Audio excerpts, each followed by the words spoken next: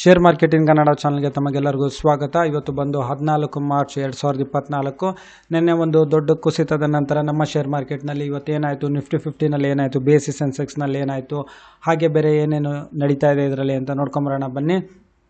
ಇವತ್ತು ನಿಫ್ಟಿ 50 ನೋಡೋದಾದರೆ ಇವತ್ತು ಕ್ಲೋಸ್ ಆಗಬೇಕಾದ್ರೆ ಸುಮಾರು 22,146.65ಕ್ಕೆ ಕ್ಲೋಸ್ ಆಗಿದೆ. ಅಂದರೆ ಸುಮಾರು 148.95 ಪಾಯಿಂಟ್ಸ್ ಅಷ್ಟು ಇವತ್ತು ಏರಿಕೆ ಆಗಿದೆ. ಇವತ್ತು ಒಂದು ಒಳ್ಳೆ ಏರಿಕೆ ಆಗಿದೆ ಅಂತಲೇ ಹೇಳ್ಬೋದು. ನಿನ್ನೆಗೆ ಹೋಲಿಸಿದ್ರೆ ನಿನ್ನೆ ಒಂದು ದೊಡ್ಡ ಕುಸಿತನೇ ಕಾಣಿಸಿತು. 300 ಪಾಯಿಂಟ್ಸ್ ಮೇಲ್ಗಡೆ ಇದ್ರ ಕುಸಿತ ಕಂಡಿತು. ಅದೇ ರೀತಿ BSE ಸೆನ್ಸೆಕ್ಸ್ ನೋಡೋದಾದರೆ ಇವತ್ತು ಸುಮಾರು 335 ಪಾಯಿಂಟ್ಸ್ ಏರಿಕೆ ಆಗಿದೆ. ಅಂದರೆ ಸುಮಾರು 73,097.28 ಪಾಯಿಂಟ್ಸಿಗೆ ಇವತ್ತು BSE ಸೆನ್ಸೆಕ್ಸ್ ಕ್ಲೋಸ್ ಆಗಿದೆ. ಅದೇ ರೀತಿ ಟ್ರೆಂಡಿಂಗ್ ಶೇರ್ಸ್ಗಳು ಅಂತ ಹೇಳಿದ್ರೆ HDFC ಬ್ಯಾಂಕ್ ಇದರಲ್ಲಿ ಸುಮಾರು ಹತ್ತತ್ರ ಹೆಚ್ಚು ಕಡಿಮೆ ಒಂದು ₹5 ಅಷ್ಟು ಇಳಿಕೆ ಆಗಿದೆ. ಅದೇ ರೀತಿ ಟ್ರೆಂಡಿಂಗ್ ಶೇರ್ಸ್ಗಳಂದರೆ ಜಿಯೋ ಫಿನಾನ್ಷಿಯಲ್ ಸರ್ವಿಸಸ್, ಇದ್ರ ಬಗ್ಗೆ ಹೋದ ವರ್ಷನೇ ಹೆಚ್ಚು ಕಡಿಮೆ ಇದ್ರ ಬಗ್ಗೆ ಒಂದು ವಿಡಿಯೋ ಮಾಡಿದ್ದೆ, ನೋಡಿ. ಅದರ ಇದೆ ಚಾನಲಲ್ಲಿದೆ, ಮೇಲೆ ಐ ಬಟನ್ನಲ್ಲಿದೆ. ಜಿಯೋ ಫಿನಾನ್ಷಿಯಲ್ ಸರ್ವಿಸಸ್ಸು ಒಂದು ಡಿಮರ್ಜರ್ ಆಗಿ ಬಂದಿದ್ದು ರಿಲಯನ್ಸ್ ಇಂಡಸ್ಟ್ರೀಸಿಂದ. ಇವತ್ತು ಸುಮಾರು ಒಂದು 3% ಅಷ್ಟು ಏರಿಕೆ ಆಗಿದೆ.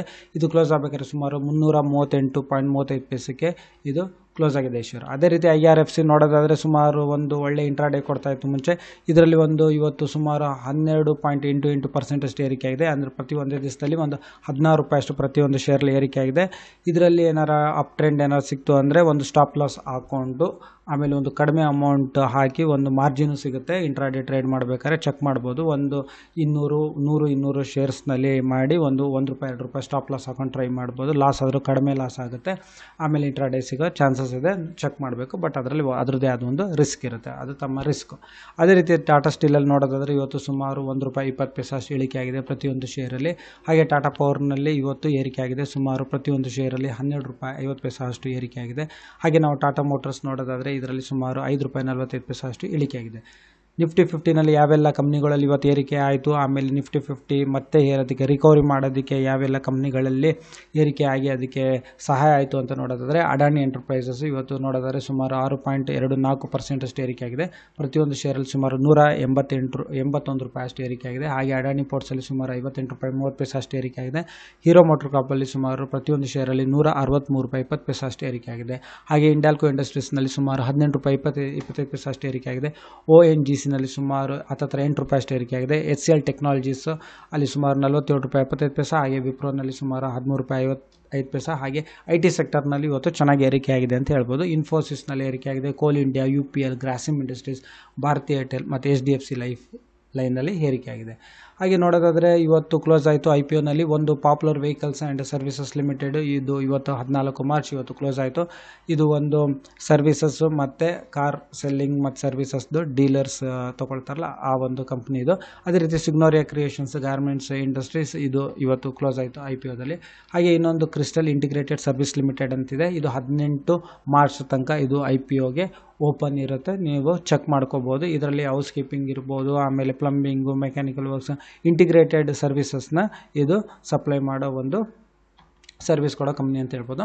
ಅದೇ ರೀತಿ ಕ್ರಿಸ್ಟಿಯಾನೋ ಅಮಾನ್ ಇವರು ಕ್ವಾಲ್ಕಮ್ ಅಂತ ಕಂಪ್ನಿ ಕೇಳಿದ್ದೀರಾ, ಒಂದು ಮೊಬೈಲ್ ಫೋನ್ದು ಸೆಮಿಕಂಡಕ್ಟರ್. ಇವತ್ತು ಜಗತ್ತು ಸೆಮಿಕಂಡಕ್ಟರ್ ಮತ್ತು ಆರ್ಟಿಫಿಷಿಯಲ್ ಇಂಟೆಲಿಜೆನ್ಸ್ ಹಿಂದೆ ಹೋಗ್ತಾ ಇದೆ.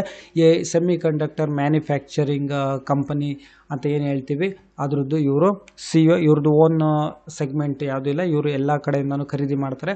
ಭಾರತದಲ್ಲಿ ಇವರು ಸುಮಾರು 177.27 ಅಷ್ಟು ಕೋಟಿಯಷ್ಟು ಇವರು ಹೂಡಿಕೆ ಮಾಡಿದ್ದಾರೆ. ಚೆನ್ನೈನಲ್ಲಿ ಒಂದು ಕ್ವಾಲ್ಕಮ್ ಚೆನ್ನೈ ಡಿಸೈನ್ ಸೆಂಟರ್ನ ಇವರು ಇನಾಗ್ರೇಷನ್ ಮಾಡಿದ್ದಾರೆ. ಇವರು ಹೇಳೋ ಪ್ರಕಾರ ಇವರು ಒಂದು ಇಲ್ಲಿ ಏನೇನು ಸೆಮಿಕಂಡಕ್ಟರ್ ಮ್ಯಾನುಫ್ಯಾಕ್ಚರ್ ಆದರೆ ಮ್ಯಾನುಫ್ಯಾಕ್ಚರಿಂಗ್ ಇನ್ನೂ ಶುರು ಆಗಿಲ್ಲ, ಇದು ಮ್ಯಾನುಫ್ಯಾಕ್ಚರ್ ಏನಾಗುತ್ತೆ ಅದು ಇವರು ಸ್ಟ್ಯಾಂಡರ್ಡ್ಸಿಗೆ ಮೀಟ್ ಆಯಿತು ಅಂತ ಹೇಳಿದ್ರೆ ಇವರು ಖರೀದಿ ಮಾಡೋದಕ್ಕೆ ಒಪ್ಕೊಂಡಿದ್ದಾರೆ. ಇದು ಕ್ವಾಲ್ಕಮ್ CEO ಅವರು ಹೇಳಿದ್ರು, ಕ್ರಿಸ್ಟಿಯಾನೋ ಅಮಾನು.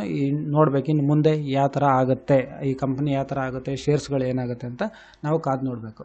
ಅದೇ ರೀತಿ ಕ್ವಾಲ್ಕಮ್ ಚೆನ್ನೈ ಡಿಸೈನ್ ಸೆಂಟರು ನೋಡ್ಬೋದು. ಹಾಗೆ ನಾವು ನೋಡೋದಾದರೆ ಬಾಜೆಲ್ ಪ್ರಾಜೆಕ್ಟ್ಸಿಗೆ ಸುಮಾರು 92.18 ಕೋಟಿಯಷ್ಟು ಒಂದು ಕಾಂಟ್ರಾಕ್ಟ್ ಸಿಕ್ಕಿದೆ ಪವರ್ ಗ್ರಿಡ್ ಕಾರ್ಪೊರೇಷನ್ ಆಫ್ ಇಂಡಿಯಾಯಿಂದ. ಯಾಕೆಂದರೆ ಗೂಡ್ಸ್ ಮತ್ತು ಸರ್ವಿಸಸ್ನ ಸಪ್ಲೈ ಮಾಡೋದಕ್ಕೆ. ಇದು ಬಂದು ಎಲೆಕ್ಟ್ರಿಕಲ್ ಪವರ್ ಟ್ರಾನ್ಸ್ಮಿಷನ್ ಎಸ್ಟಾಬ್ಲಿಷ್ಮೆಂಟ್ ಮತ್ತು ಡಿಸ್ಟ್ರಿಬ್ಯೂಷನ್ ಕೆಲಸಗಳು ಮಾಡುತ್ತೆ. ಇದರಿಂದ ಬಜಾಜ್ ಎಲೆಕ್ಟ್ರಿಕಲ್ಸ್ಗೆ ತುಂಬ ಸಹಾಯ ಆಗಿದೆ. ಇದ್ರದ್ದು ಬಜಾಜ್ ಎಲೆಕ್ಟ್ರಿಕಲ್ಸ್ದು ಶೇರು ಏರಿಕೆ ಆಗಿದೆ, ಬಾಜೆಲಿಗೆ ಪ್ರಾಜೆಕ್ಟ್ ಸಿಕ್ಕಿದೆ. ಯಾಕಂದರೆ ಬಜಾಜ್ ಎಲೆಕ್ಟ್ರಿಕಲ್ಸ್ ಕೆಳಗಡೆನೆ ಬಾಜೆಲ್ ಪ್ರಾಜೆಕ್ಟ್ಸ್ ಕಂಪನಿ ಬರೋದು. ಹಾಗಾಗಿ ಬಜಾಜ್ ಎಲೆಕ್ಟ್ರಿಕಲ್ಸ್ ಕಂಪ್ನಿಗಳಲ್ಲಿ ಶೇರ್ಸ್ಗಳಲ್ಲಿ ಏರಿಕೆ ಆಗಿದೆ. ಅದೇ ರೀತಿ ನಾವು ನೋಡೋದಾದರೆ ಬಜಾಜ್ ಎಲೆಕ್ಟ್ರಿಕಲ್ಸ್ ಶೇರ್ಸ್ಗಳು ಇವತ್ತು ಏರಿಕೆ ಆಗಿದೆ. ಮುಂದೆ ಏನಾಗುತ್ತೆ ಅಂತ ನೋಡಬೇಕು. ಹಾಗೆ ಈ ವಿಡಿಯೋ ನೋಡೋದಕ್ಕೆ ತಮಗೆಲ್ಲರಿಗೂ ತುಂಬ ಧನ್ಯವಾದ. ದಯವಿಟ್ಟು ಚಾನಲ್ನ ಸಬ್ಸ್ಕ್ರೈಬ್ ಮಾಡಿ, ವಿಡಿಯೋನ ಲೈಕ್ ಮಾಡಿ, ಶೇರ್ ಮಾಡಿ. ತಮಗೆಲ್ಲರಿಗೂ ತುಂಬ ಧನ್ಯವಾದ.